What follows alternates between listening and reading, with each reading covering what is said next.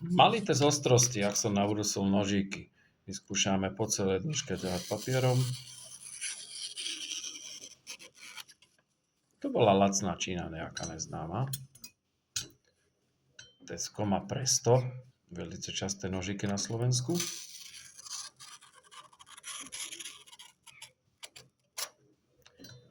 Ten došiel riadne vyzubený.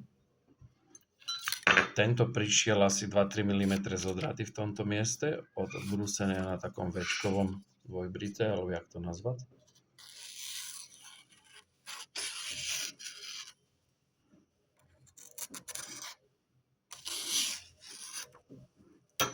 Spice and Soul, to je asi z Kauflandu.